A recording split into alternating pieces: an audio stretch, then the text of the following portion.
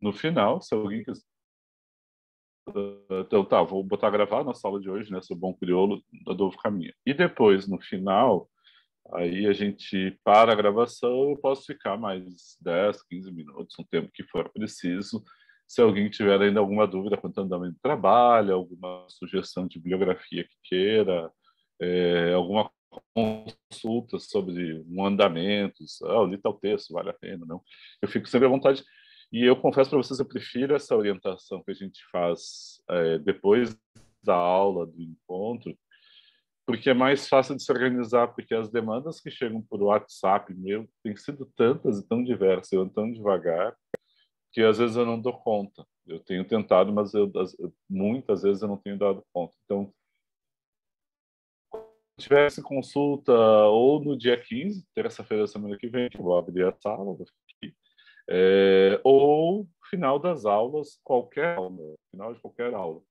Só se eu tiver alguma emergência, que tiver que sair correndo, mas em princípio eu vou estar sempre ali disponível para a gente conversar. Então, indo para a aula de hoje, faltam. Ai, Raíssa, e tu te importaria se eu der spoiler? Porque um dos pontos era a gente ler o capítulo final juntos. Tudo bem? Tá bom. E porque, assim, eu reli, né, o Bom Crioulo, assim, queria ter tido mais tempo ainda, assim, para fazer anotações. Eu tenho sempre um livro de trabalho, né, às vezes digital, né. A edição que eu tenho recomendado, se vocês acharem, no lugar é essa da Ateliê Editorial, que tem uma introdução da Salete Almeida Cara, que é uma pessoa que eu acho uma das raras pessoas no Brasil que é especializada no Émile Zola, né? Tem esse livro que é Marx, Zola e a prosa realista, né? Que é um excelente livro também. Também pela Ateliê Editorial.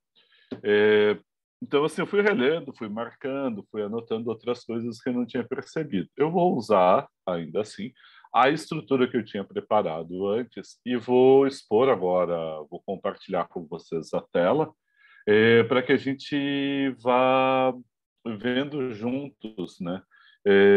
Porque eu fui marcando alguns momentos, alguns trechos eu vou ler em voz alta, para que a gente trabalhe. O que vai ser o encontro? Eu primeiro vou fazer uma nota introdutória a partir de um conjunto que eram cartas literárias, um conjunto de críticas escritas pelo próprio Adolfo Caminha, em 1893, 94, que eu acho que ajuda a compreender um pouco o projeto dele em termos de romance. Depois a gente vai entrar no romance, ver eu chamei de linhas principais do romance, porque eu vou dizer assim que eu acho um dos romances melhor estruturados que tem em termos da literatura brasileira do século XIX. O Ateneu é um, os romances do Machado, né, são outros. Eu acho o Cortiço muito bem estruturado, mas esse aqui eu acho mais conciso, mais preciso, mais estruturado. São 12 capítulos e todos eles desenham com muita nitidez, muita força, essa trajetória do Amaro e desse triângulo Amaro, Dona Carolina, ou Carola Bunda, e o Aleixo. Então, eu acho um romance muito estruturado, vou tentar mostrar um pouco essas linhas de força do romance, vocês vão ver há tempos atrás eu fiz a tabela, eu só acrescentei alguns trechos aqui com os 12 capítulos, mostrando inclusive a questão dos espaços ficcionais em que se dá a cena, né? Que também é algo que daria para detalhar, desenvolver mais, né? O espaço da Corveta, o espaço da pensão da casa, né, da Dona Carolina na Rua da Misericórdia, que era um bairro simples, bastante popular no Rio de Janeiro. Então, é bastante forte. E depois pensar esse conjunto de personagens na centralidade do Bom Crioulo. E, por fim, lançar algumas questões. Né? A principal delas é a questão da escolha do protagonismo, né, dado ao Amaro, o Bom Crioulo, que é um protagonista, é um homem negro e homossexual, e que vai se descobrindo na liberdade e na sua sexualidade ao longo do romance. E, por fim, as outras duas questões, uma, né, eu acho que nem vou comentar muito, que é a questão do naturalista, e a outra que é a questão da revolta da Chibata.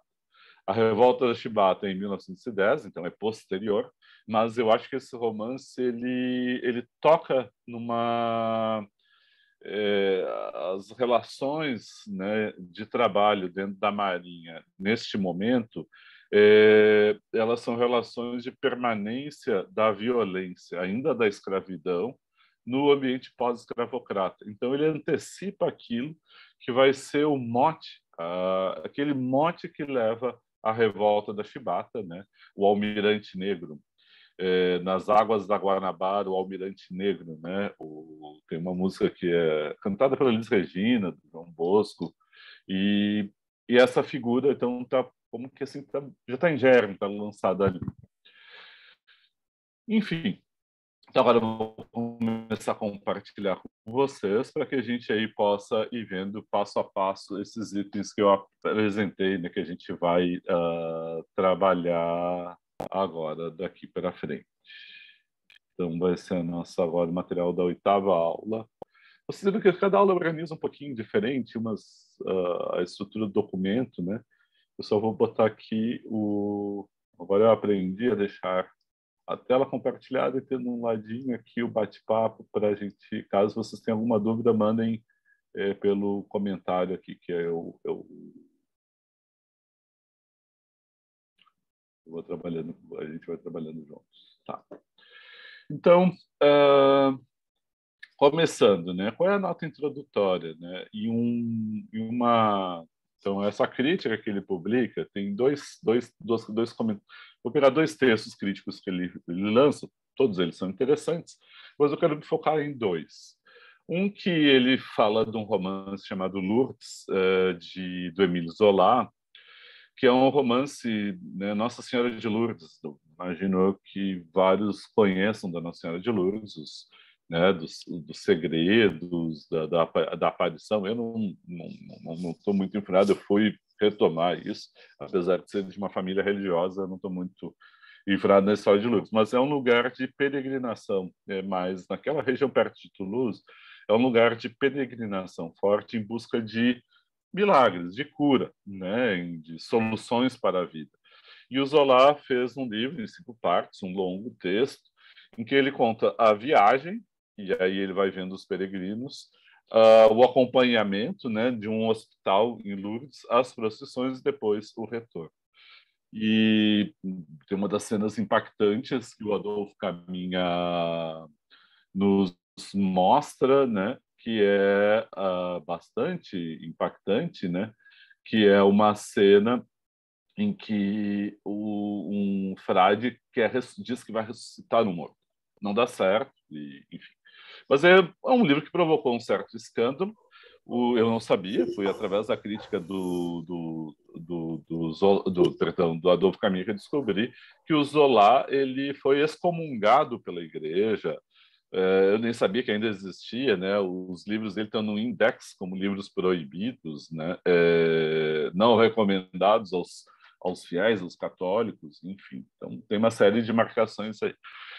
E o que é interessante é que tem 2 aspectos que eu queria destacar com vocês. O primeiro é que o projeto dele é similar do Caminha ao do Zola, que é, ou seja, olhar para a realidade material sem nenhuma transcendência, sem nenhuma metafísica, sem nenhuma explicação sobrenatural do como funciona a sociedade, como funcionam as pessoas, como funciona a vida comum das pessoas.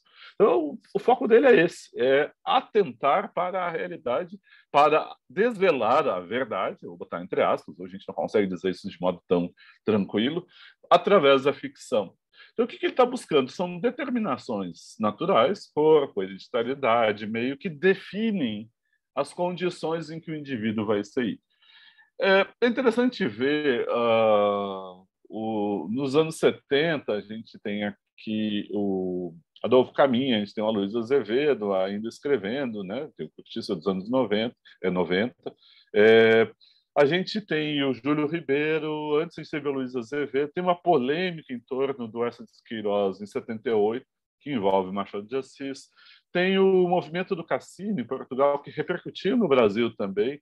Em todos os casos, é um combate, é anticlerical, é contra o celibato, é contra os preconceitos sociais, contra o acanhamento moral e hipócrita da sociedade. Enfim, tem um veio crítico fortíssimo. Agora vem o segundo aspecto, que é muito interessante perceber na própria época em que escrevia, o Adolfo Caminha dizendo que o naturalismo já é dado como superado na França e no Brasil ele é declarado morto. É dito assim, superado, como encerrado. Ou seja, ele adere a um movimento que, para ele, é o mais convincente, que mais coaduna com a perspectiva intelectual e literária dele, sabendo que está, entre aspas, fora de moda. Então, é uma convicção de intervenção que ele tem aqui. É interessante ver porque ele se afasta, ele combate, por exemplo, o simbolismo. É muito curioso, porque são dois campos de combate. Né? Era o Bilac, parnasiano, indo à França, na sua primeira ida à França, e tirando o maior sarro, fazendo piada nas crônicas da poesia simbolista, que dizia que não entendia nada, porque aquilo era tão misterioso, não entendia nada. E, do outro lado, um naturalista dizendo e combatendo não só o simbolismo, como as obras decadentistas, espiritualistas, etc. Então, assim, tem uma escolha forte aqui. O que é interessante ver é que ele mostra que o Zola é prolixo e ele é conciso. Não só conciso, ele é de uma composição cuidada e muito consistente, muito apurada. Né? Tem um apuro formal, o Adolfo Caminha, espantoso. Realmente, eu acho para mim, relendo agora, eu já tinha essa opinião, para mim é o melhor, se não um dos melhores romances do século XIX brasileiro, O Bom Crioulo. E aí, o segundo texto que eu quero comentar com vocês é a defesa que ele faz à normalista, e aqui daria para expandir horas, porque a normalista se passa no Ceará, né? No ambiente muito provinciano, com uma história de abuso. O João da Mata ele tem uma filha de criação. Eu não consegui acabar de reler, eu tinha lido há mais tempo e fui relendo, mas a semana dessa foi corrida, não deu para acabar. Também é conciso, também é bem escrito, e tem algo que incomoda, porque tem alguma coisa de uma relação incestuosa, porque é uma filha de criação. Quem ele cria, ele usa a figura do pai para a situação de abuso. Isso provoca um incômodo de leitura tremendo. Para mim, provocou mais incômodo de leitura do que a leitura do Bom Crioulo. Né? Mas assim, incômodo não no sentido de repulsa, revolta, não. De interesse, quer dizer, ele toca num ponto, num nó muito problemático da sociedade brasileira, que é essa questão das crias da casa, das filhas de criação. Há pouco tempo, e às vezes ainda aparece hoje no Brasil, que são essas situações de trabalho escravo, né? Que eu acho uma precisão muito boa. São pessoas submetidas a uma condição de trabalho escravo. E um dos fundamentos disso são famílias que pegam, principalmente meninas, para cuidar, entre aspas, quando são crianças, e elas são postas a fazer todos os afazeres domésticos e não tem mais um tratamento dos outros filhos da família, são os filhos e filhas de criação. Uma expressão que é usada, a primeira vez que eu vi isso foi lendo um conto do Machado, que é Mariana, que são as crias da casa. No caso aqui da Maria do Carmo, Carminha, que não tem ela não é tratada como cria da casa, ela é tratada como filha, ela vai para a escola normal, mas ela é muito ingênua e acaba sendo abusada. Enfim, eu não vou entrar aqui, não é o nosso foco hoje da história, mas o que é interessante marcar é que esse escândalo ele foi tornado exponencial com o Bom Crioulo.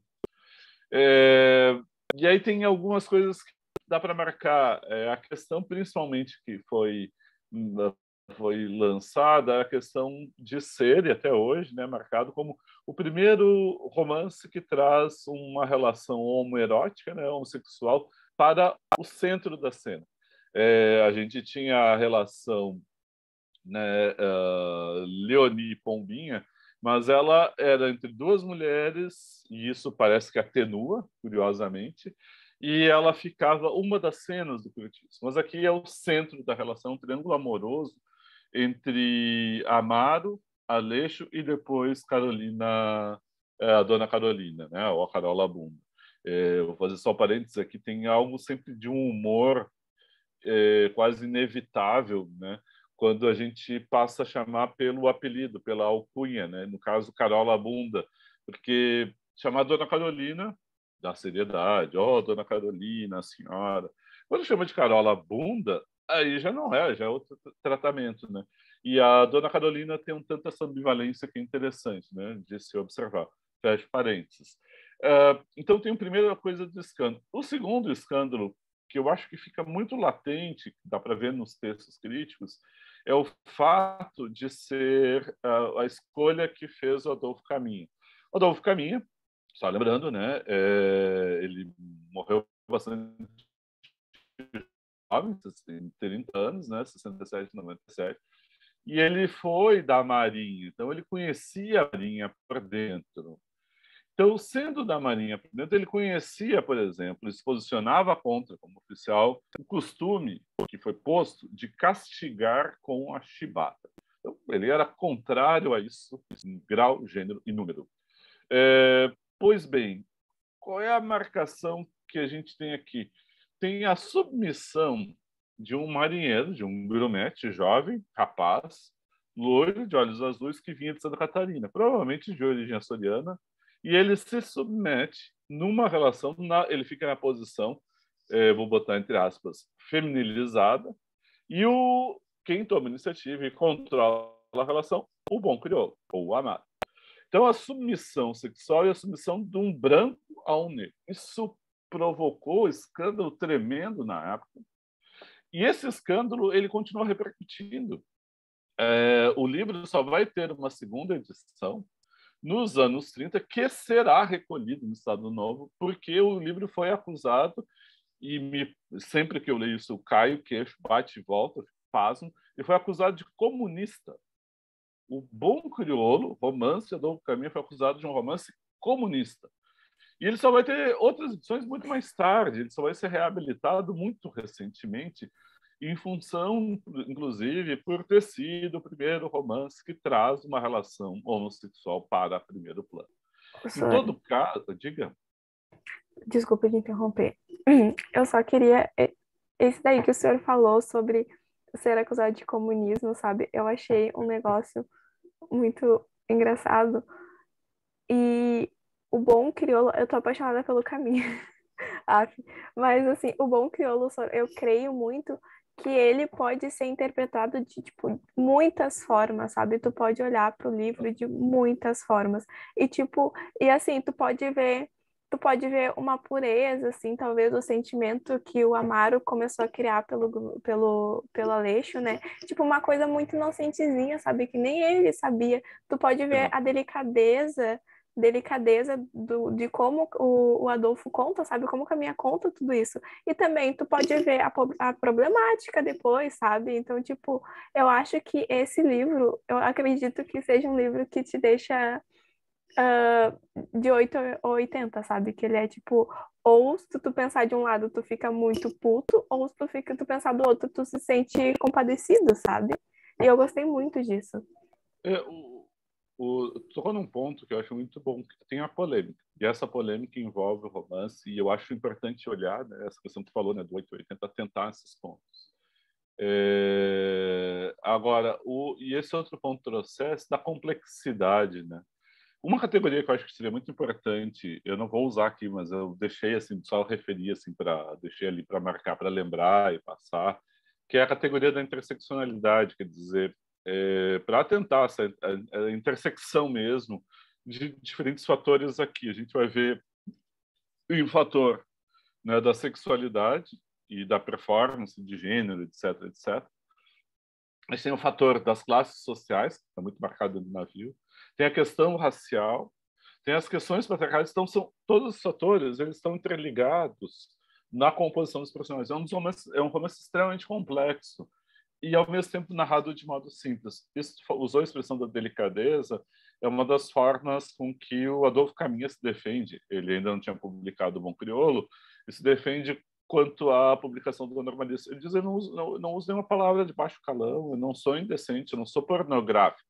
Ele diz com todas as vezes, não é um romance pornográfico. Ele é um romance que mostra uma verdade de relações humanas, mas não é pornográfico. Então é interessantíssimo isso, porque tem esse cuidado do tratamento, né? E isso é super importante, né?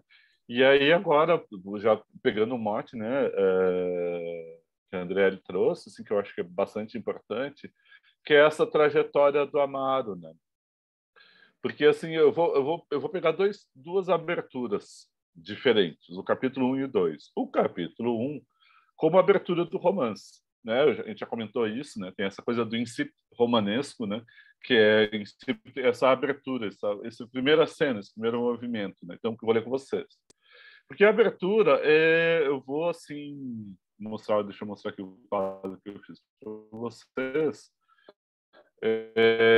A abertura ela traz que é o nó do romance, um romance que tem um nó muito preciso. As relações amorosas, a descoberta desse amor pelo Amaro em relação ao Aleixo, né? E o primeiro capítulo é o resultado, é Chibata, né? É o castigo da Chibata. Ele é castigado por defender o Aleixo. Então a gente tem uma concentração aqui.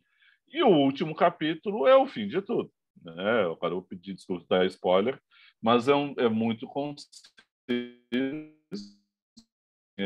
a distinção aqui, depois eu explico a distinção de cor, que é na Rua da Misericórdia. O Aleixo estava com a dona Carolina, com a do Carola Bunda, e o Amado espera ele na rua, foge do hospital, espera ele na rua para se vingar e mata o Aleixo. É muito bem composto, quer dizer, a gente tem um início, tem um meio, e esse meio é quando o triângulo propriamente se constitui. A Carola, né, toma conta, de certo modo é uma cena quase de abuso, né, consentido depois pelo Aleixo.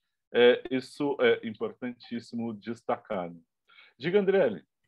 Ô, Sor, eu queria comentar que, de novo, eu ouvi uma coisa no Bom Crioulo que me lembrou o Ateneu, sabe? Uhum. Que ele estava falando sobre, de novo, assim, todos os homens lá no navio, sabe? Que tinha essas relações assim, porque é uma coisa acontecia, sabe? Uma coisa, não que seja essas palavras que ele chegou a usar, mas era algo mais ou menos assim, que era uma coisa natural, que até que o Amaro ele falou que ele não gostava, que ele achava aquilo dali uma falta de vergonha, não sei o quê, mas a gente vê que aquilo dali é com ele, porque os outros até então acham aquilo dali uma atitude natural, sabe? Que vê que aquilo dali acontece mesmo. E eu lembrei muito do Ateneu quando eu tava lendo isso daí, sabe? Que me veio de, não sei, eu me lembrei, sabe? Eu achei relacionado e tal. Tem que são a questão, a gente tem é uma das coisas que eu acho que é interessante de observar, né, nos três, por isso assim eu fiz questão de grifar que essas coisas aqui são os espaços, claro, são só palavras-chave como um mote para lembrar, né? Onde é que se passa em termos de espaço. Então, assim, os três primeiros capítulos é dentro da corveta, dentro do pequeno navio. E aí o espaço ele é decisivo para pensar isso, assim, porque é nesse ambiente de convivência apenas masculina, nesse microcosmos que tem ali, que a gente consegue olhar com atenção para essas relações que se estabelecem entre os homens. E aí tem as diferenças sociais, tem as diferenças de tratamento, tem aquilo que é considerado transgressão e é punido. É tudo muito marcado ali naquele espaço. E tem as relações homoeróticas, né? A sexualidade vem a primeiro plano, tratada pelo Adolfo Camus. A tendência, digamos assim, da imagem pública, digamos, a imagem que a Marinha passaria desse trabalho no navio, seria uma coisa. Os marinheiros, todos uniformizados, todos enfileirados, aquela cena onde vai ter o castigo, só sem o castigo. Só que quando a gente olha para o romance, a gente vê a cena das relações internas entre as pessoas que estão naquele ambiente ali, tal como a gente viu no Ateneu.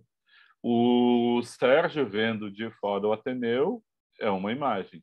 O Sérgio vivendo a experiência interna como aluno interno do Ateneu é outra vivência, é outra experiência.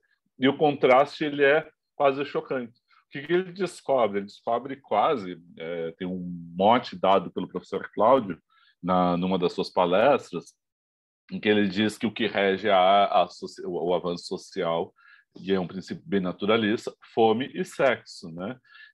Nutrição e sexo, que são as duas coisas que vão regendo da história humana em todas as suas épocas. O que muda é o grau de refinamento e as condições mais livres ou menos livres de exercício, né, da sua trajetória.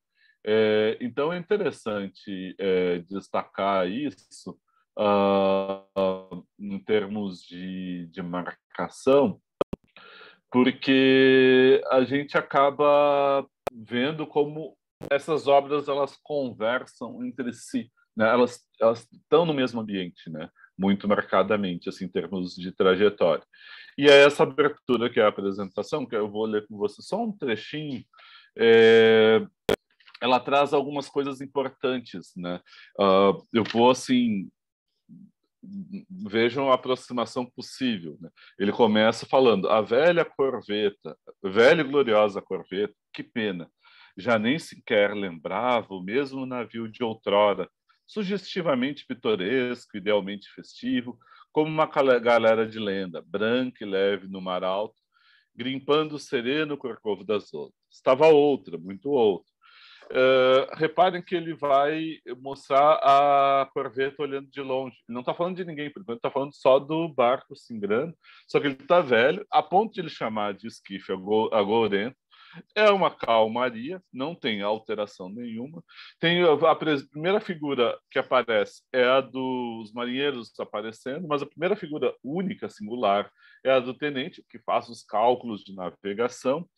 Depois ele vai chamar, né, o corneteiro, que vai reunir todo mundo, vai vir todo o conjunto, aí começam os castigos a partir do oficial, nas chibatas para cada um, até chegar, e aí eu queria marcar que todos olham com indiferença para o castigo aplicado, até que chega a vez do Amaro, ou o Bom Crioulo. Quero pegar a primeira descrição. Aqui que o protagonista aparece. Então, reparem, tem uma coisa quase cinematográfica que a gente vem da natureza, no alto mar, a gente está em alto mar, vem vindo e vai chegando, a câmera vai se aproximando, e aí nessa abertura aparece o Amaro sendo castigado. Meio-dia, quase ainda não estava acabado o castigo. Seguia-se o terceiro preso, um latagão de negro, muito alto e corpulento, figura colossal de Kafka, desafiando com uma formidável sistema de músculo a morbidez patológica de toda a geração decadente e enervada, e cuja presença ali, naquela ocasião, despertava grande interesse e viva curiosidade. Era o Amaro, o gageiro da proa, o bom crioulo na gíria de Bor. Aproxime-se, disse o comandante, imperiosamente carregando a voz e o semblante. Houve um sussurro longínquo, um leve, tímido murmúrio nas fileiras da marinhagem. Assim, como o vago estremecimento que assalta os espectadores de um teatro nas mutações do cenário. Agora a coisa era outra, na verdade. O Herculano e Santana, de resto, não passavam de uns pulhas, uns miseráveis marinheiros que dificilmente aguentavam no lombo 25 chibatadas, os criançolas. Queria se ver Amaro, o célebre, o terrível bom crioulo. E aí vai vir a cena que ele vai receber do castigo e ele não reage de dor. Ele consegue suportar a dor. Ele tem uma marcação de força, de qualidade física que faz com que ele seja diferente de todos. E todos chamam a atenção de todos. Então, nessa apresentação do castigo, e aí tem o algoz, né, e tem toda a relação desenhada pela Chibata, o bom crioulo ele é marcado por um dos traços, entre aspas, de virilidade, de herói viril, que é a capacidade de suportar a dor, a força física, a beleza corporal, que daqui aparece, e depois, quando no capítulo seguinte vai aparecer com mais nitidez, tem uma excepcionalidade, uma elevação na descrição e na apresentação do Amaro. Isso é uma das coisas importantes de serem colocadas, porque a gente está vendo alguém que é desenhado como acima das pessoas comuns. Não é nenhuma das figuras rebaixadas, incongruentes, grotescas, cômicas, não. O narrador vai criar um personagem que é elevado na força, na resistência, até com notas de arrogância no modo como ele responde aos superiores, e vocês vão ver que ele tem sobrado a razão para ter essa nota. A gente tem uma figura que se eleva. Então, aqui nessa apresentação, a gente tem uma elevação da personagem que sacrifica-se, sabendo que seria castigado fisicamente, sacrifica-se em nome do sentimento amoroso que ele tem pelo alheio. Aqui o romance começa. Aqui começa a relação. Podia ser uma relação amorosa, podia ser relação amorosa entre um homem e uma mulher, entre duas mulheres, não importa. Quer dizer, a questão é uma relação amorosa e alguém sacrifica e resiste a isso e prefere esse sacrifício em nome desse sentimento amoroso. Então, esse cuidado na abertura é muito interessante porque coloca o conflito logo de cara. Desenha qual é a questão que percorre todo o romance. Os inícios raramente são arbitrários. Quando são arbitrários, tende a enfraquecer esteticamente uma obra. O que a gente tem aqui, que é típica do naturalismo? Ele vai dar centralidade, visibilidade, protagonismo, voz, vai expor o mundo interior através do discurso indireto livre de um trabalhador, de um marinheiro, né, de um homem comum, ex-escravo, e ele vai ganhar protagonismo. Isso é bem marcado dentro do avanço, em termos ficcionais, que o naturalismo representa em relação ao realismo, com o qual não é questão de ser, continuava convivendo e continuará convivendo por um bom tempo. Então, essa força dessa abertura é muito grande. Eu só vou indicar que depois do conflito é quando o Aleixo e a Carola começam a se envolver, e aí é o meio que desenha, e o final é essa vingança por ciúme e ressentimento, dores de ter se visto abandonado pelo Aleixo em nome da Carolina. Então, encerrou aqui. Agora, eu queria daí apontar outro aspecto. Diga, André.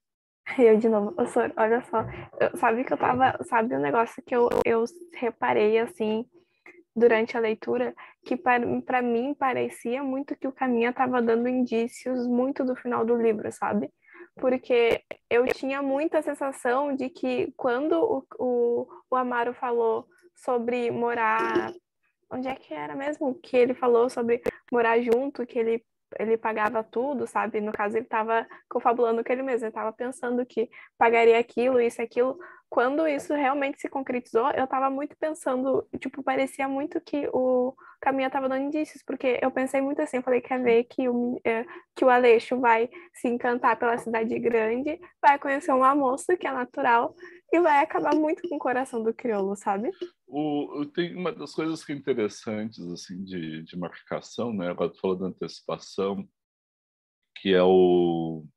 Não está aqui na mão, né? Mas assim, eu lembro que eu sempre recomendo de leitura, assim, daqueles de ter na mão, que é o Mimesis, do Eric Auerbach. Eu vou fazer uma coisa, uma saída, dar um segundo.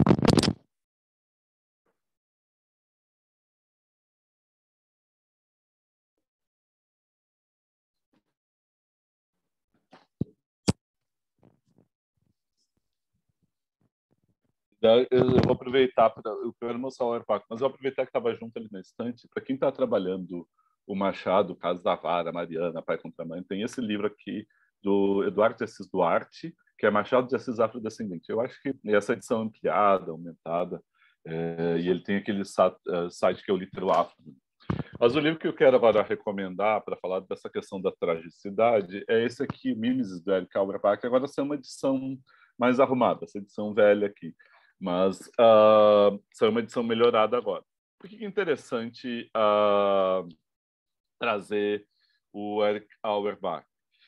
E que tem algo que é super importante, que a gente encontra dentro, né, do realismo, que desconcerta um pouco em termos de prosa. Para nós hoje, no século XIX, para nós hoje já é algo comum que talvez a gente não perceba. Isso o Erich Auerbach quer fazer. E ele mostra a raiz do realismo nos evangelhos cristãos e depois, principalmente, na leitura que o Santo Agostinho, ou Agostinho, vai fazer já na Idade Média. Aí diz assim, agora eu vou pegar um trechinho daqui do Auerbach.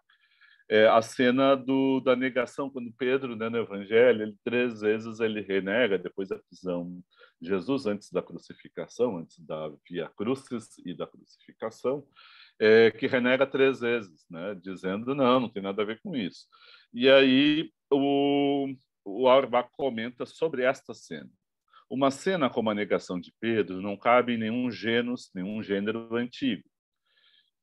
Demasiado séria para a comédia. Então, não é sério, então não é cômico. Demasiado cotidiano e contemporânea para a tragédia. Então, não é sério, é cotidiano. E demasiado significante politicamente para a historiografia, revestindo-se de uma forma de imediatez igual na literatura antiga. Tem uma novidade dos evangelhos, que é a raiz da literatura ocidental, junto assim, do Antigo Testamento, os textos homéricos, mas é no Evangelho, principalmente na retomada do Evangelho, que vai ter a base da literatura ocidental. Ele vai dizer, e isso eu queria pensar, ele é sério demais. A gente não tem comédia dentro do Bom Crioulo, mas são figuras comuns, são figuras do cotidiano, não tem nenhuma elevação. A representação inicial do Amaro ela é elevada e forte, mas são figuras comuns. Mas é cotidiano demais, porque as cenas se dão na rua, nas casas, dentro do navio, cenas de trabalho, pessoas cotidianas, mas ainda assim tem um elemento de tragicidade. E assim vai indo. Ele é politicamente irrelevante, não são grandes heróis, então não seria algo da historiografia.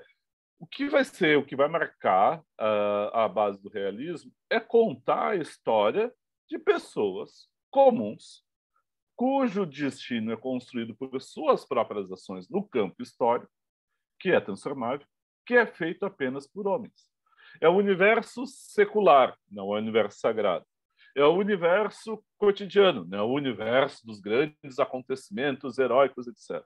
É o universo da vida comum, da vida prosaica. Então, assim, nesse universo, as ações dos personagens é que constroem a sua história, o seu destino.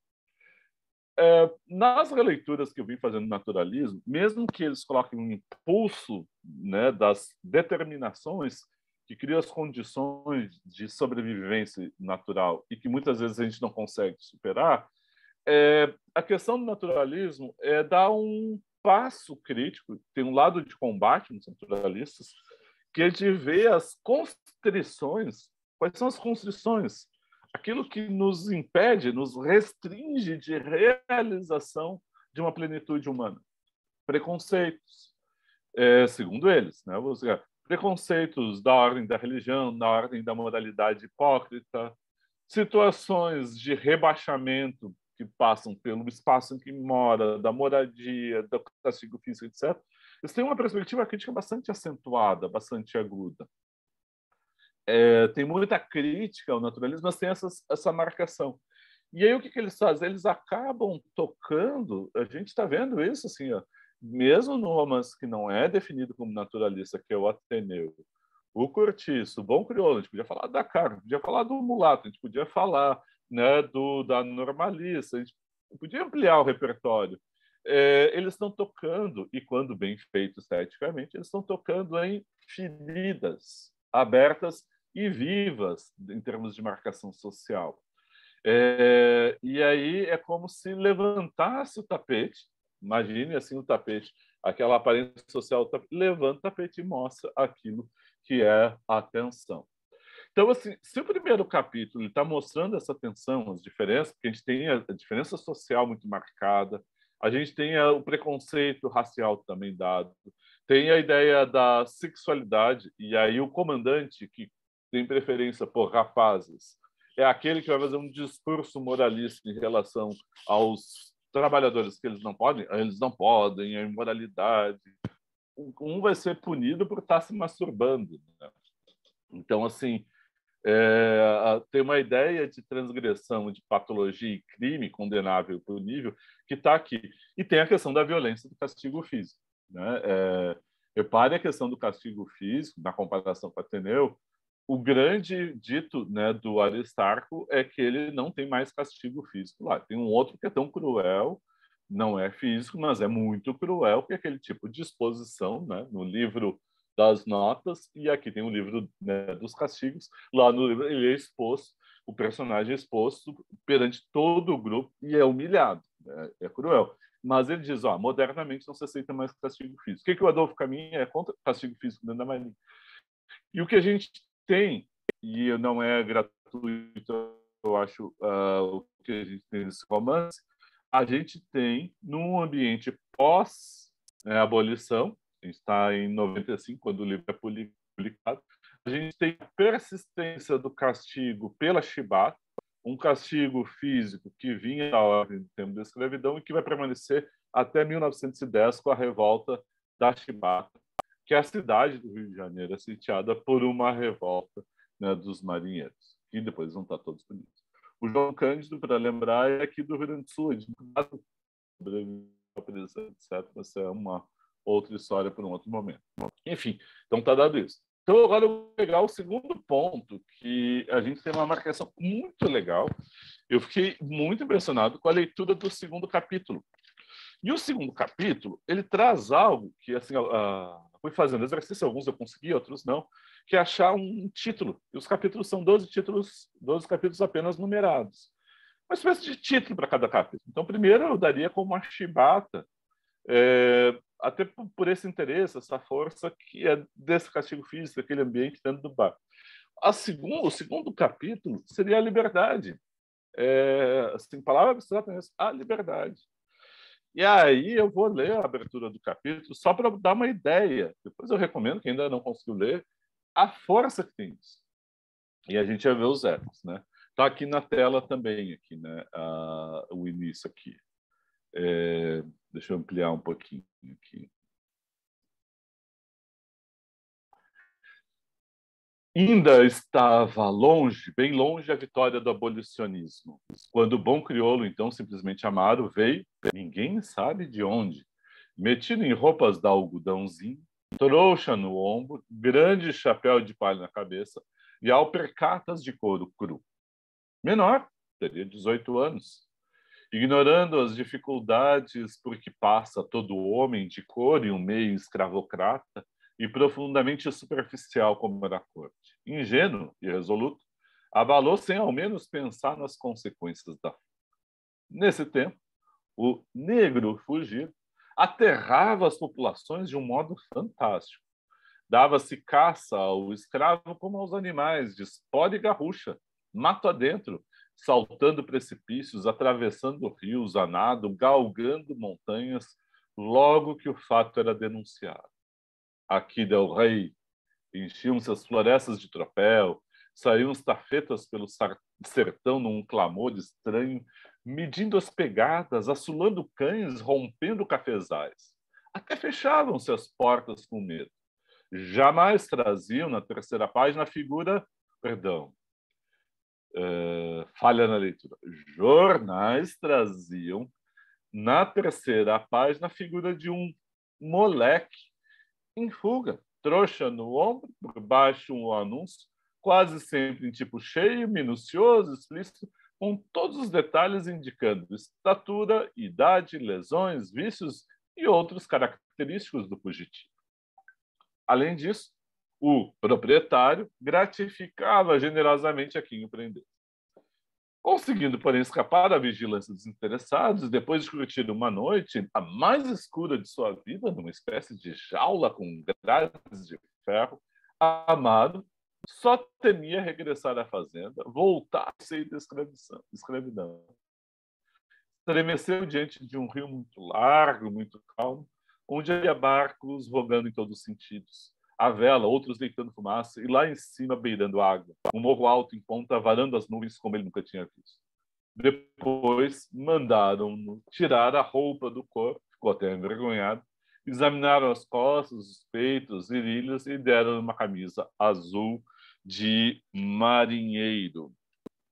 E aí segue. No mesmo dia foi para a fortaleza e assim a embarcação logo do cais em impulso. O novo homem do mar sentiu pela primeira vez em toda a alma vibrar de uma maneira extraordinária, como se lhe houvesse injetado no sangue de africano a frescura deliciosa de um fluido misterioso. A liberdade entrava ali pelos olhos, pelos ouvidos, pelas narinas, por todos os poros, enfim, como a própria alma da luz, do som, do odor de todas as coisas etéreas.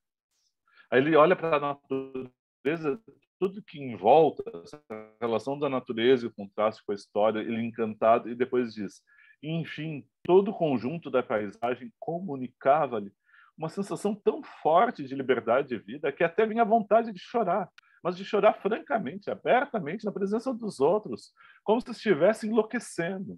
Aquele magnífico cenário gravava-se-lhe na retina para toda a existência. Nunca mais o havia esquecer, nunca mais. Ele, o escravo, o negro fugido, sentia-se verdadeiramente homem, igual aos outros homens. Aí depois ele vai falar, vai detalhar. E eu parei nesse final por necessidade, não está aqui, né? Deu seguindo o livro, que é esse do sentir-se homem. Quando ele chegar na Brasileira C, dos romances do Graciliano, e ler Graciliano é fundamental, vocês vão ver o Fabiano dizendo, num capítulo, o capítulo Fabiano, que é o segundo capítulo, dizendo, sou homem. E ele fica envergonhado que ele está perto dos filhos, depois o que eles vão pensar, etc. E ao final ele vai dizer, sou cabra, não sou homem. Quer dizer, ser homem, no caso dele, seria enfrentar o soldado amarelo, o proprietário, etc. O que aparece no Amaro? Ele tem a coisa do sou homem, sou verdadeiramente homem, posto que sou livre e não estou mais no seio da escravidão. Então, esse capítulo da liberdade, ele vai lembrar da história dele, da mãe Sabina, nos costumes da fazenda, mas é a questão desse aprendizado e do lugar da liberdade que o fato de ser marinheiro lhe dá. Assim, o capítulo ele vai seguir, vai marcar, né, esse aprendizado dele na Marinha, essa entrada dele até voltar à atualidade, à cena. Ou seja, a gente abriu o romance, cena de amor, Amaro, Aleixo. Agora a gente abre o segundo capítulo com a abertura da história do Amaro. Agora a gente tem o início da história dele. Quando que a história do Amaro começa? O romance começa quando ele se sacrifica pelo sentimento amoroso para o Aleixo, quando começa a relação amorosa dos dois. A história do Amaro não começa quando ele nasceu. Antes, para usar as expressões do Dom Casmurro, foi um preparar das cortinas, né? Foi um ajeitar da cena, o figurino, o palco. Lembra um capítulo quando ele fala sobre a ópera, né? E aí ele vai falar que a história do Bento começa quando? Quando ele é denunciado, o seu amor é denunciado dele pela Carolina, ele pela Capitu, pelo José Dias. Ele diz, a minha vida começou ali. Quando é que a vida do Amaro começa? Começa quando ele foge e encontra a liberdade. Isso é muito legal de ver, porque a gente acabou de comentar há 2 semanas, acabou a figura de linguagem, mas há pouco tempo a gente comentou a equivalência que se estabeleceu, né, para Bertoleza, ao final de Curtiço, entre Sor, eu morrer ia, e eu voltar à ia escravidão. Né? falar isso. Ô, Sor, eu tava Não, há por um favor. tempão, eu ia falar exatamente isso. Que eu Fique à fiquei muito vontade. pensando na Bertoleza, no, tipo, nessa sensação de Sim. liberdade, sabe? Eu pensei muito quando eu li esse trecho, principalmente, tem uma parte que o Amaro fala, que ele fala que ele viu que ele era homem como todos os outros, sabe? Tipo, do ser homem. Sim. E aí eu pensei muito na Bertoleza, que para ela a sensação de liberdade, óbvio que no fim é aquela de viver ou morrer, que ela preferiu a morte, a sensação de liberdade, mas durante o romance, para ela a liberdade foi trabalhar do lado acho que do João, é do João, né? Ou Emanuel, me esqueci o nome Isso, é dele. João. É o João É, Romão. é João Romão, foi trabalhado do lado do João Romão, aquilo ali foi a liberdade dela, sabe? Porque ela teve uma casa e tal, e tanto que ela queria usufruir daquilo. já que ela se sentia Exatamente. livre. E aí eu Exatamente. pensei muito, pensei, eu sei lá, achei interessante. Esse ponto daquilo, o que realiza em termos de condição humana, aqui é a liberdade, né? Aqui está dado como a liberdade. E aí, assim, o que é muito curioso, que da relação com os personagens, é o terceiro capítulo, que, assim, eu fui relendo e depois, claro, depois de reler, eu voltei aqui pelas notas para botar. É quase como a descoberta do amor, do terceiro capítulo, no, na leitura e no modo dele, que é de mostrar a descoberta. Aqui tem uma coisa de descoberta de formação, de iluminação. Né? Ele dizendo assim, não se lembrava de ter amados, que agora ele está usando o discurso indireto livre, né? Quer dizer, o narrador em terceira pessoa, externo, ele indiretamente ele se apropria e adere ao discurso da própria personagem. Então, funde-se o discurso do narrador e da personagem. Um discurso, por isso, indireto livre. Não é o discurso direto da fala do personagem, mas é indireto. Então, ele entra assim. Aí vejam só. Não se lembrava de ser amado nunca ou de haver sequer arriscado. Umas aventuras são comuns à mocidade, em que entram mulheres fáceis. Não, pelo contrário. Sempre foram indiferentes a certas coisas, preferindo antes a sua pândega entre rapazes à borda mesmo, longe de intriguinhas e fingimentos de mulher. Sua memória registrava dois fatos apenas contra a pureza quase virginal dos seus costumes. Isso mesmo por eventualidade milagrosa. Aos 20 anos, sem pensar, foi obrigado a dormir com uma rapariga em Angra dos Reis, perto das cachoeiras. Por sinal, dera péssima cópia de si como homem. E mais tarde, completamente embriagado, bater em casa de uma francesa no Largo do Rocio, de onde saíram envergonhadíssimo, jurando nunca mais se importar com essas coisas. E agora? Como é que não tinha força para resistir aos impulsos do sangue? Como é que se compreendia o amor, o desejo da posse animal de duas pessoas do mesmo sexo entre pessoas dos dois homens? E aí, na sequência do capítulo, assim, nesse do capítulo 3, a gente vai tendo uma espécie de marcação dessa descoberta amorosa e da beleza e do encantamento e do cuidado que ele tem em relação ao Aleixo, até chegar ao final com a realização amorosa deles no convés, né? Lembrou-se do castigo, daí vem uma sensação de ventura infinita espalhava-se em todo o corpo. Começava a sentir no próprio sangue impulsos nunca experimentados, uma como vontade ingênita de ceder aos caprichos do negro, de abandonar-se-lhe para sempre que quisesse, uma vaga distinção dos nervos, um prurido de passividade. Ande logo, murmurou apressadamente, voltando-se, e consumou-se o delito contra a natureza. Ao mesmo tempo que é apontado como delito contra a natureza, uma quebra das resistências, tem uma expectativa aqui da realização amorosa dos dois e do Aleixo se entregando aos impulsos amorosos do Amaro e aí ele se realiza. Então tem uma descoberta, né, desses dois universos aqui marcados. Depois vocês vão ver, só fazer um parênteses, que tem uma observação aqui que é uma cena muito parecida que a gente encontra no Terras do Sem Fim, depois do Jorge Amado, que é bem perto do final do capítulo, tem um oficial do quarto que passa em relação aos marinheiros. É muito legal porque ele diz que está enternecido contemplando aquela pobre gente sem lar, sem família, que morria cantando todo carinho. Então tem uma marcação de classe. Por que é importante isso no romance? É que a história de amor vai estar aqui nos de baixo, né? Os pobres da literatura brasileira, como tem um livro que trata de várias representações. É nos de baixo, entre os marinheiros. E o oficial, ele olha de cima, e do olhar do intelectual, o olhar de cima, ele vai olhar com pena para aqueles que estão embaixo, né? Então ele não consegue, ele vê como uma massa indistinta, que podem, quando se destacam, ser castigados, mas a realização amorosa, essa complexidade que é contrária à perspectiva ingênua que esse oficial tem, ele olha de cima condescendente, essa complexidade da história ele é incapaz de ver. Né? Então é interessante ver como aquele pequeno episódio ele tem uma força para expor a representação bastante grande, bastante importante aqui. Né? E depois, dentro dessa trajetória, eu quero... Eu pulei do 4 para o 3, enfim, eu não falo, não, do 2 para o 4, perdão. Eu quero pegar uma outra cena, antes de falar propriamente do protagonismo, que é a cena do capítulo 6. Isso, é capítulo 6. Que aqui marquei aqui o trecho, né? Que é o momento, assim, desculpa, eu acho que só tem que só comentar assim um outro, os dois capítulos assim, mesmo que genericamente, só para apontar a força do capítulo 6, né?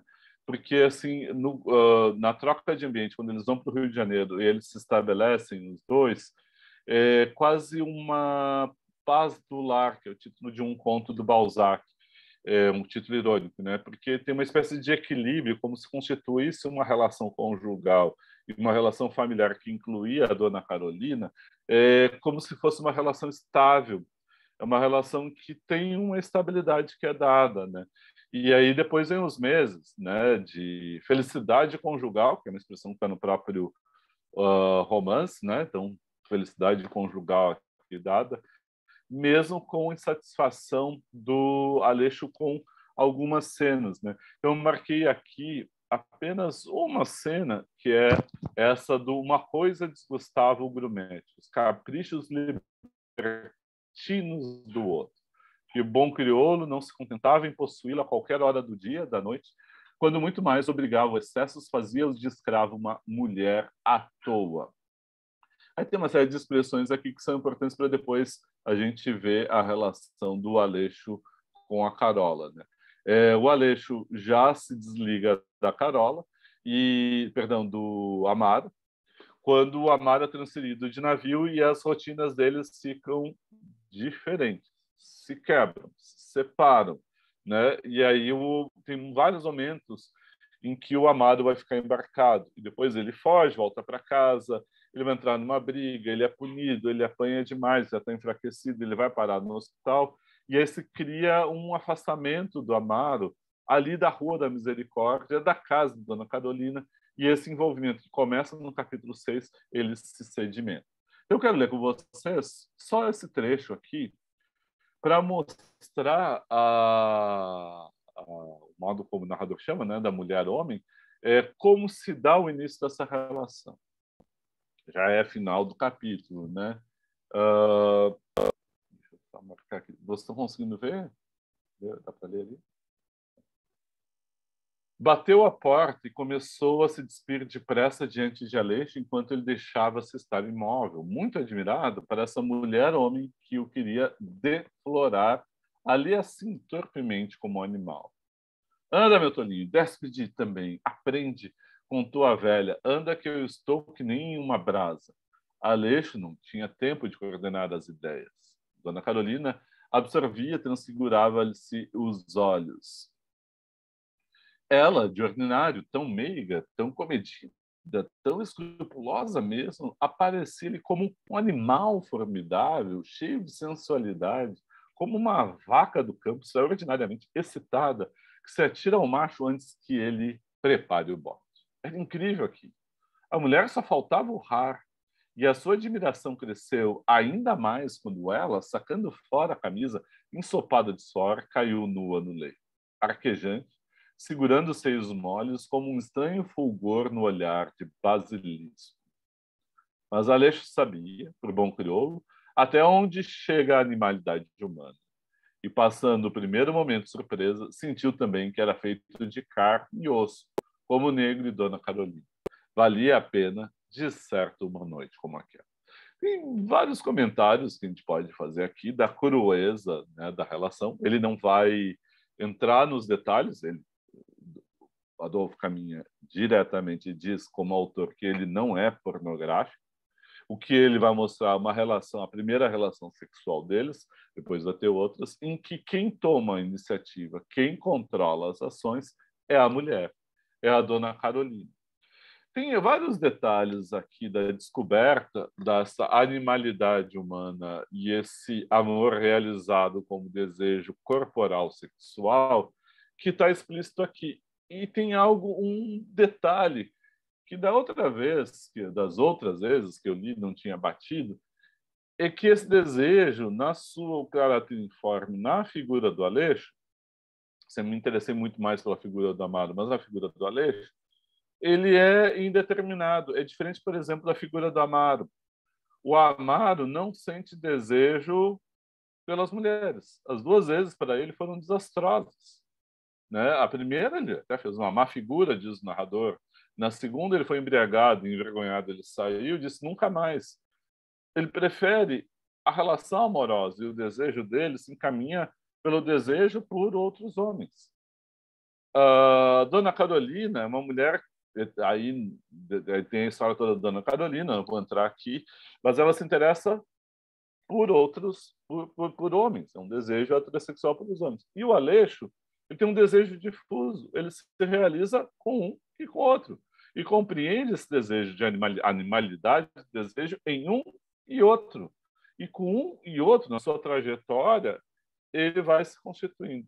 Protegido e cuidado pelo Amaro, então um homem negro mais experiente, mais velho, cuida dele, e ele fica na posição feminilizada, e esta mulher, homem, coloca ele, quando eu falo feminino aqui, depois eu vou fazer um parênteses, só comentar e explicar, mas e essa mulher, homem, também vai ser a ativa, e ele vai ser o passivo.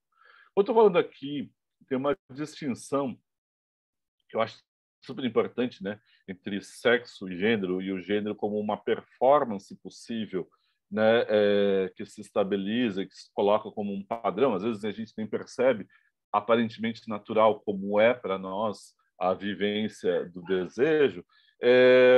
A noção do feminino no 19 era uma noção de passividade.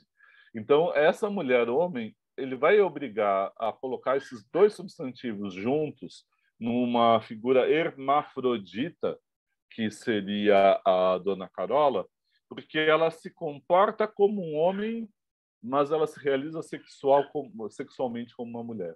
Então, são dois termos antípodas e colocados numa mesma expressão para caracterizar a Dona Carolina.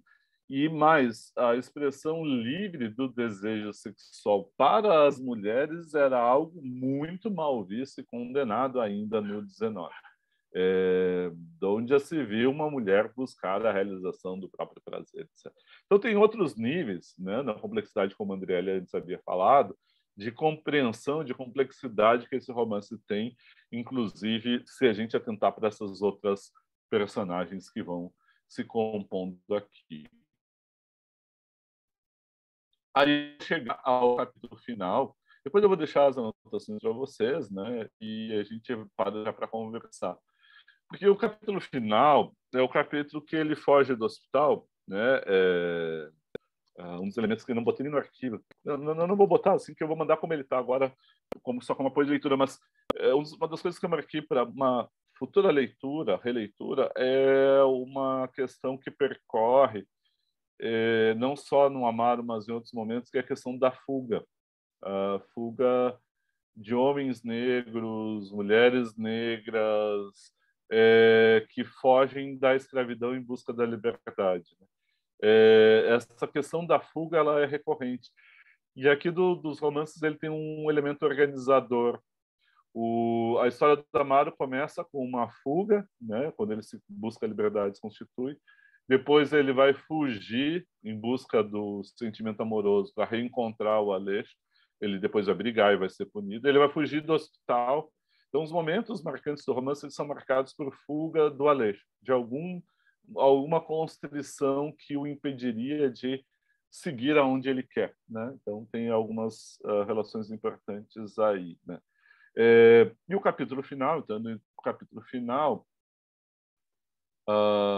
eu vou parar o compartilhamento, que eu vou ler o capítulo final e já vamos para a conversa. O que eu vou trazer aqui para a leitura do capítulo final? Ele tem a volta, ele está chegando na rua, mas eu quero chegar ao momento em que ele o encontra, está no ambiente da rua, né? O da Misericórdia, né? Os espaços não são gratuitos aqui. Está lá, né? O grumete saindo, todo arrumadinho, bonito, etc. E ele encontra o Amaro, um encontro que ele já vinha temendo. Vamos lá. O pequeno estacou surpreendido. Sou eu mesmo, rugiu o bom crioulo. Sou eu mesmo. Pensavas que era só meter-te com a portuguesa, hein? Olha para esta cara. Olha como eu estou magro, como estou acabado. Olha, olha. E apertava bruscamente o outro, sacudindo como se quisesse atirar ao chão. Vê lá se me conheces, anda. Olha bem para essa cara. O efebo debatia-se pálido, aterrado. Me largue, não me provoque, senão eu grito. Anda para aí, grita se és capaz. Grita, safado, grita sem vergonha, mal agradecido. Sua voz tomava uma inflexão voluptuosa e terrível ao mesmo tempo. A palavra saía-lhe gaguejada, estuporada e tremo. Grita, anda! O outro mudava as cores, recuava, trôpego, a língua presa quase a chorar, numa aflição de culpado. O olhar azul sumiço refletindo a imagem do negro. Me largue, repetiu. Eu lhe peço, me largue. Transeuntes olhavam-nos de banda e voltavam-se para aquela posição, rosto a rosto, juntinhos, agarrados, misteriosamente. Que bom crioulo. Não falava alto, que todos ouvissem. Não dava escândalo, não fazia alarme. Sua voz era um rugido cavernoso, histérico, um regogo abafado, longínquo e profundo. Grita, anda, grita pela vaca da Carolina. Me solte, continuou o efebo trêmulo, acovardado. Me largue. Não te largo, não, coisinha ruim. Não te largo, não.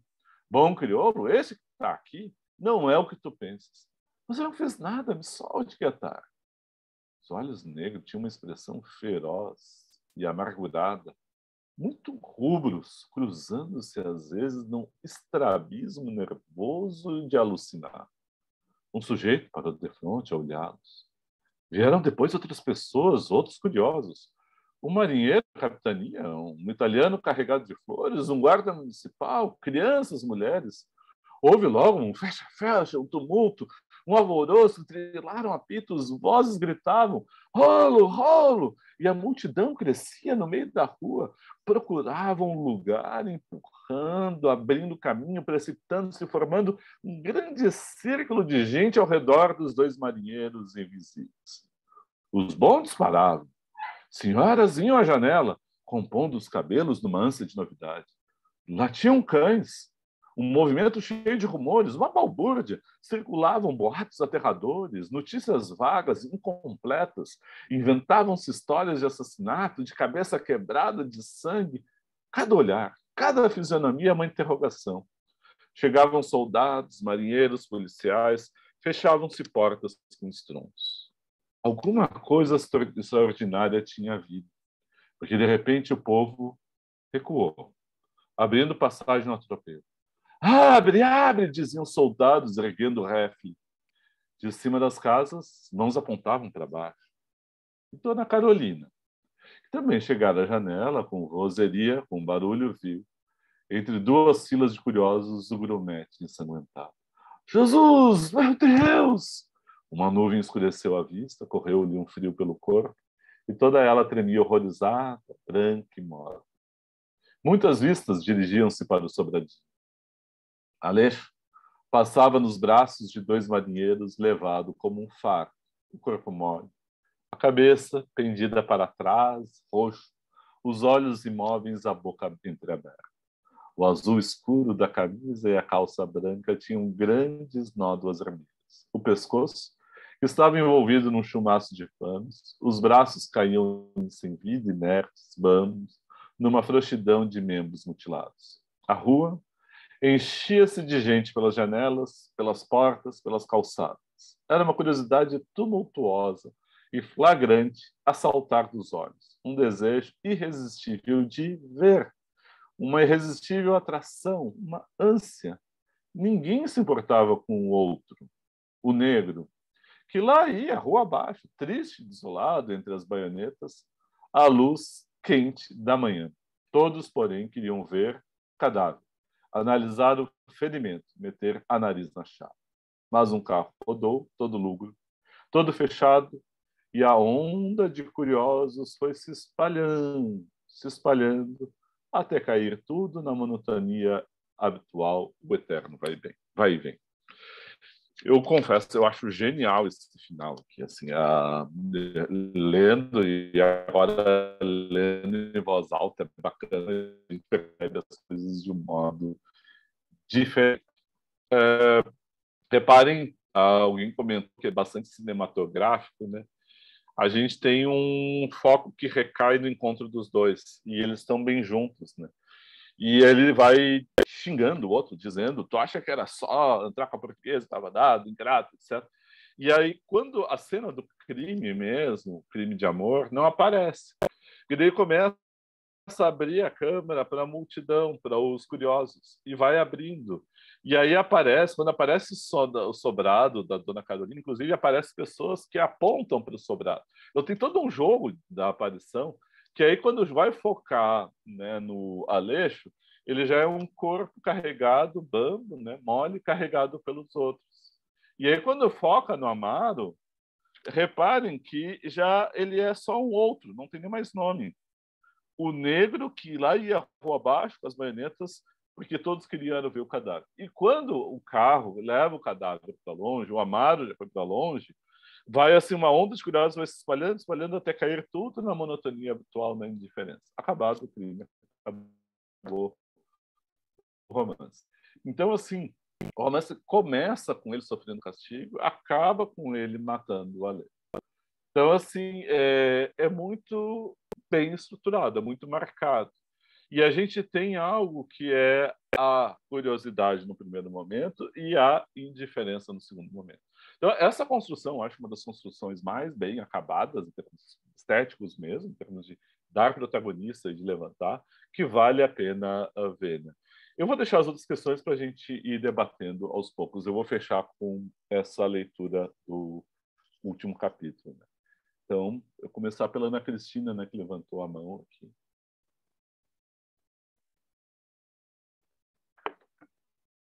Diga, Ana. Eu levantei a mão, Soro, acho que foi sem querer. Eu acho Mas que era eu, aproveita e já Soro, e o comenta, tá senhor bom. confundiu. Era tu. Tá, desculpa, perdão, eu achei que Ô, fosse a Ana Soro, Cristina. eu queria falar que esse livro tem um livro do Werther, que é Fragmentos de um Discurso Amoroso. Do Roland Barthes, Fragmentos do Isso. Discurso Amoroso. E aí tem muito. O senhor falou sobre virar um outro, sabe? O objeto do nosso. Tem muito. Acho que daria para fazer uma analogia muito grande com o livro, porque é um negócio que tem muito a ver, sabe? Esse romance casa perfeito aquele livro do Bert. Tipo, como, como por alguma coisa o nosso objeto amoroso se torna, não se torna mais admirável e ele se torna um outro depois. Sabe que tem uma das...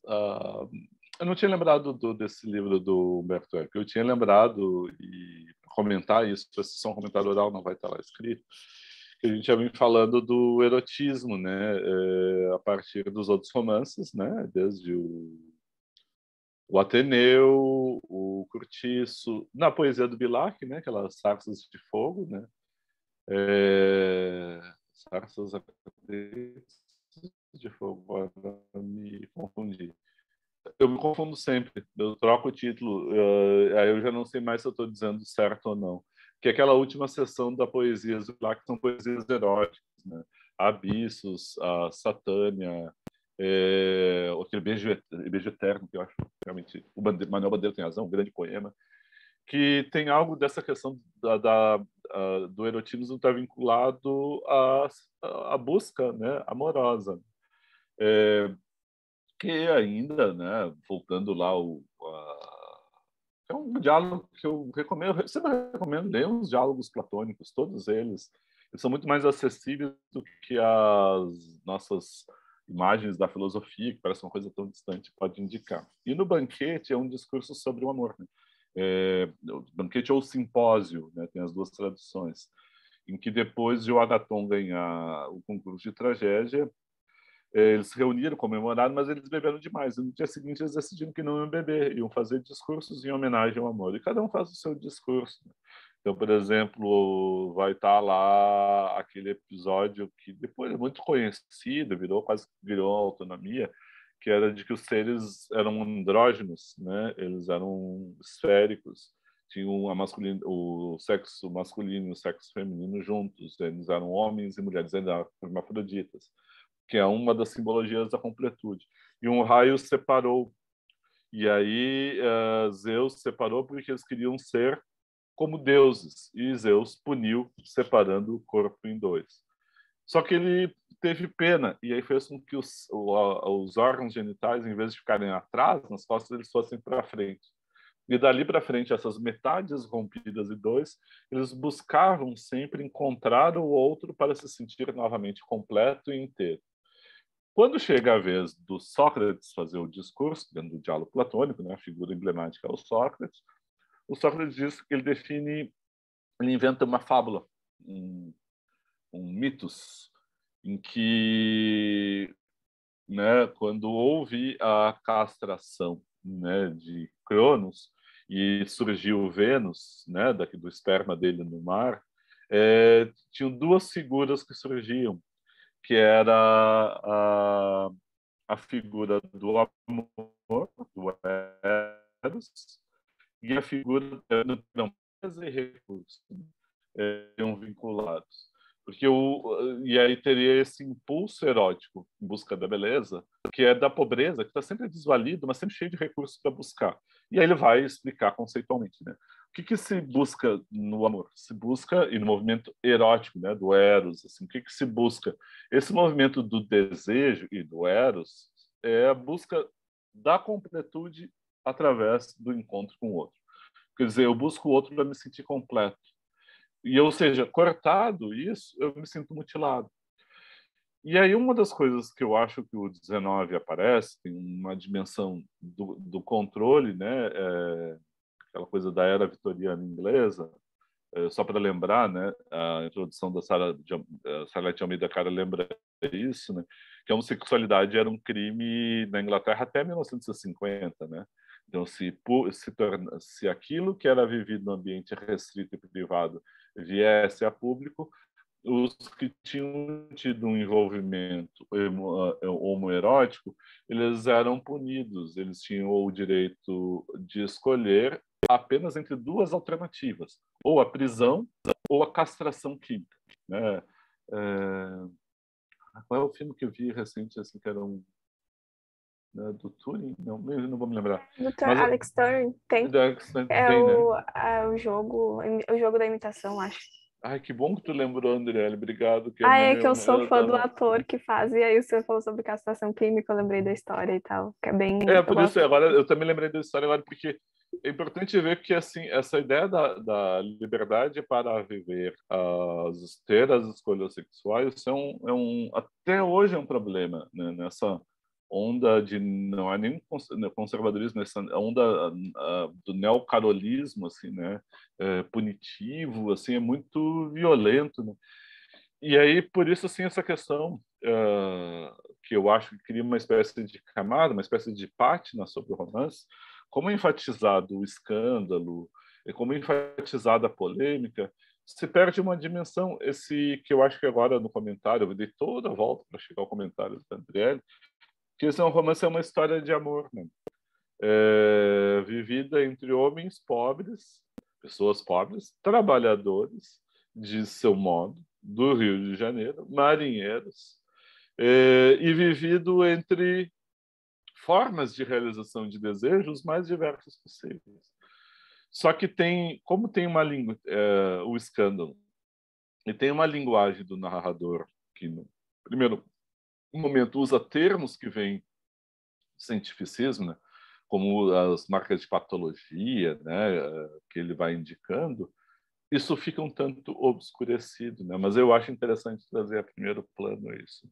E aí, assim, o exemplo, né, desse livro do Roland Barthes, que é Fragmentos do Discurso Amoroso, que ele busca vários exemplos, ele faz uma espécie de... Ele vai marcando pelos temas e vai dando os exemplos dos vários sentimentos amorosos que envolvem, como, por exemplo, a questão essa que vai aparecer lá e pode poder ter usado, inclusive, para falar do Dom Casmurro, que é do ciúme, né? Ele, se não me engano, ele cita bastante o Proust, né? O Proust, mas ele cita várias obras O literárias. principal é Werther nessa. Não sei se quer o Werther. Werther. É o principal que ele Nossa, usa, sofrimento assim, é do muito jovem.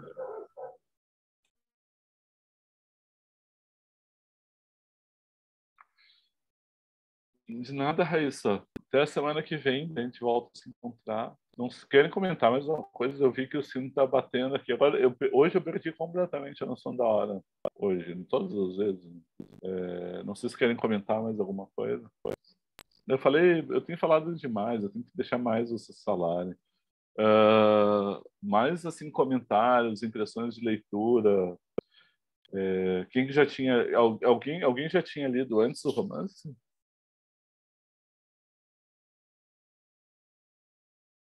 Não sei se já tinham lido antes. Eu fui o primeiro contato, só aí, assim. Eu Primeiro tô contato? gostando bastante, tipo, acho que aquele livro, o outro do Caminha é a Normalista, eu acho. Uhum. Eu baixei pra ler também. Ele é bem interessante, né? Eu acho o Bom Crioulo melhor, né? Mas eu acho bem interessante. Eu fiquei assim muito impressionado, né? Eu acho que rende muito.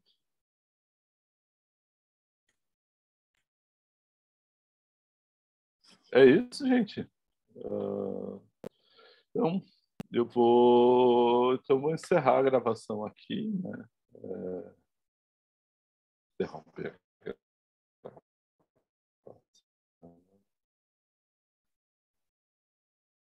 E